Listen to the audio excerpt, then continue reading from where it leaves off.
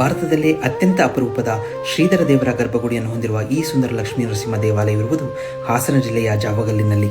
ತ್ರಿಕೂಟಾಚಲ ಶೈಲಿಯ 3 ಗರ್ಭಗುಡಿಗಳನ್ನು ಹೊಂದಿರುವ ಈ ಹೊಯ್ಸಳ ದೇವಾಲಯದ ಮಧ್ಯದ ಗರ್ಭಗುಡಿಯಲ್ಲಿ ಅಪರೂಪದ ಶ್ರೀಧರ ದೇವರು, ಉತ್ತರದ ಗರ್ಭಗೃಹದಲ್ಲಿ ಅತ್ಯಂತ ಶಕ್ತಿಶಾಲಿ ಲಕ್ಷ್ಮೀ ನರಸಿಂಹಸ್ವಾಮಿ ಮತ್ತು ದಕ್ಷಿಣದ ಗರ್ಭಗುಡಿಯಲ್ಲಿ ಅತಿ ಸುಂದರ ವೇಣುಗೋಪಾಲ ಸ್ವಾಮಿಯ ವಿಗ್ರಹಗಳಿವೆ.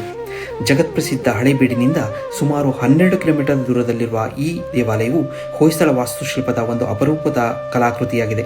ಇದನ್ನು ಕ್ರಿಸ್ತಶಕ 1250ರಿಂದ 1260ರ ಸುಮಾರಿನಲ್ಲಿ ಹೊಯ್ಸಳ ರಾಜ ವೀರಸೋಮೇಶ್ವರನ ಕಾಲದಲ್ಲಿ ನಿರ್ಮಿಸಲಾಯಿತು.